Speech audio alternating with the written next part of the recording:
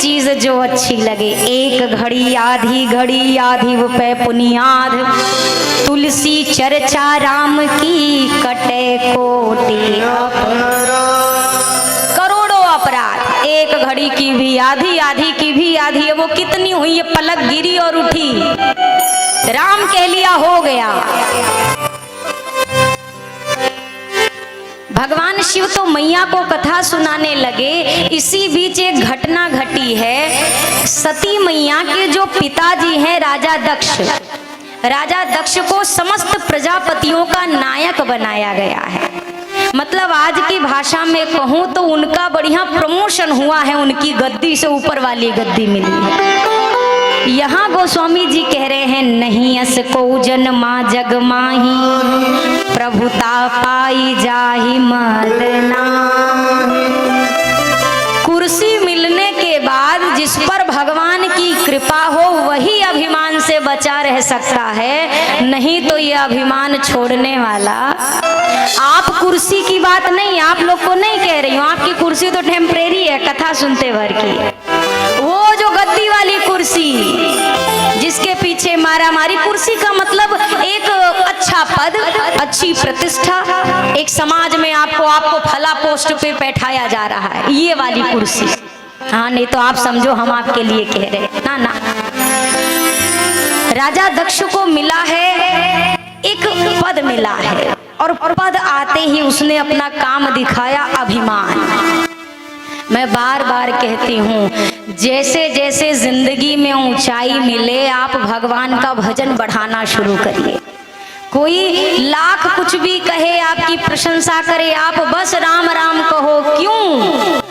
अगर आपने इस समय सावधानी नहीं की, अगर 10 लोगों ने कहा आपके जैसा कोई नहीं है, 10 लोग अगर ये बतिया 10 बार बोल दें तो गैर हमी बार हमहू को लगता है कि हमसे बढ़िया तो पूरे संसार में कोई नहीं है, बस यहीं पे काम खत्म। ये चीज हमने सोचा या बोला हमसे अच्छा कोई नहीं, बस यहीं आप समाप्त हो गए। जितना आपने अच्छा किया यहीं पर सब खराब।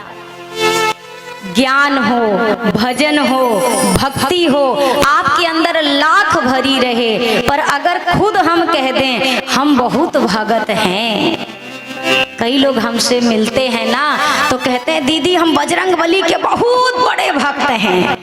अब सोचो, खुद से अगर कोई आकर अपनी भक्ति का यहाँ पर प्रमाण दे रहा है, ये भक्त के लक्षण नहीं होते भैया।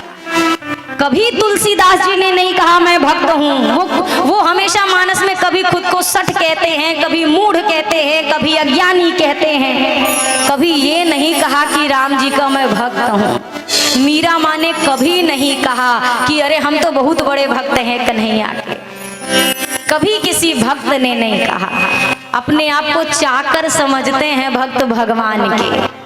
अगर कोई ज्ञानी कहे कि हम में बहुत ज्ञान है पर ज्ञान का अभिमान नहीं है, ये भी अभिमान है। जो ये कहता है मुझ में एक रंच मात्र का घमंड नहीं है, अभिमान नहीं है, ये आपका अभिमान ही आपसे बुलवा रहा है कि आप में अभिमान नहीं है। सूक्ष्म सी चीज है, सुई का जो नोक होता है उतनी ही छोटी है, जरा सा चूक गए तो चुभ ही जाएगी पर दिखने वाली नहीं है। राजा दक्ष को अभिमान है और अभिमान के नशे में राजा दक्ष ने एक यज्ञ का आयोजन किया। यज्ञ का आयोजन किया, ये तो बहुत धर्म का काम है यज्ञ होना, है कि नहीं है? पर यज्ञ कराने के पीछे का उद्देश्य जो था राजा दक्ष का, वो थोड़ा आपको जानकर आश्चर्य होगा। राजा दक्ष का उद्देश्य है हमें अपने जमाई राजा से बदला लेना है। किससे? भोले बाबा से। किस बात का बदला?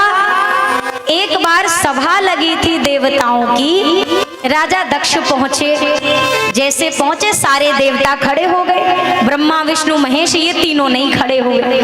बाबा तो ध्यानस्थ थे, भगवान का नाम जप रहे थे, देखा ही नहीं कब ससुर जी आए, तो बाबा खड़े ही नहीं हुए।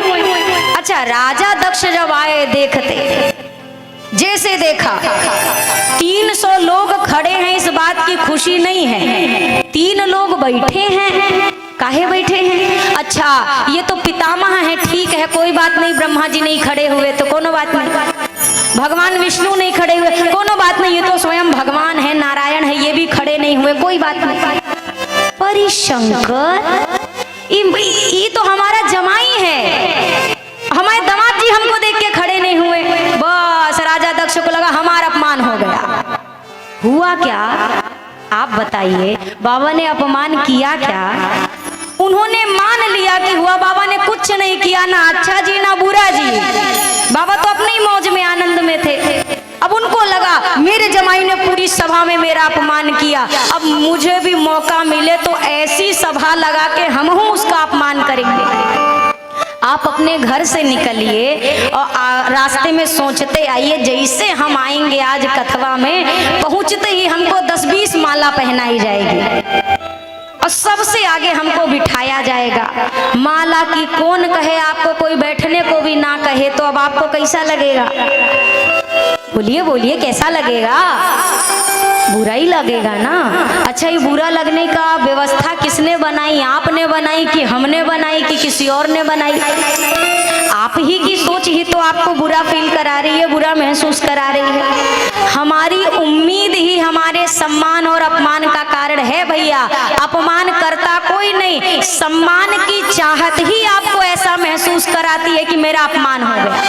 आपकी इच्छा अनुसार अगर आपका सम्मान नहीं हो रहा तो वही आपके लिए अपमान है, भले कोई कुछ ना बोले।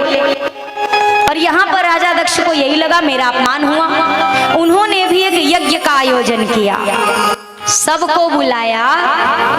महादेव के पास कोई चिट्ठी पत्री न्योता निमंत्रण नहीं भेजा। आकाश मार्ग से देवता अपने अपने विमान पे चढ़ चढ़ के जाने लगे। मैया सती नीचे बैठी थी, ऊपर देखकर कहती हैं स्वामी ये सारे बाजा गाजा बजा के कहाँ जा रहे हैं? बाबा ने कहा कि ये सब आपके पिताजी के यहाँ एक ठो यज्ञ है, उस यज्ञ में जा रहे हैं।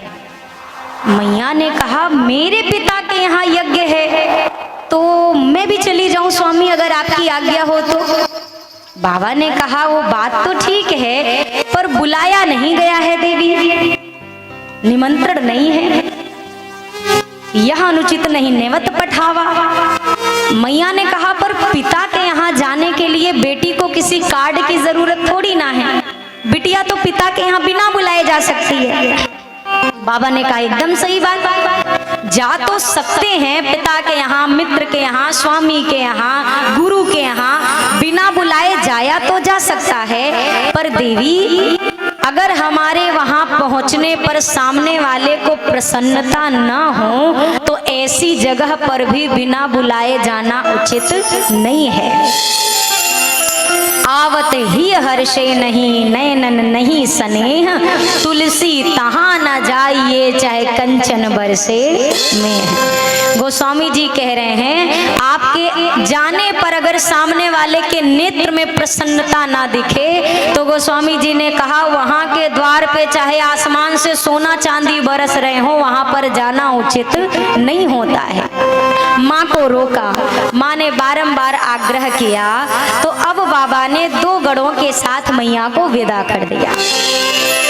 मैया पहुंची पिता के यहाँ, पूरी व्यवस्था देख रही हैं, कोई ढंग से बात नहीं करता, सादर भले ही मिली एक माता, केवल माँ प्रसूति आई, हृदय से लगाया, प्रेम से मिले। मैया सती ने कहा माँ मैं यज्ञ मंडप के दर्शन करके आती हूँ।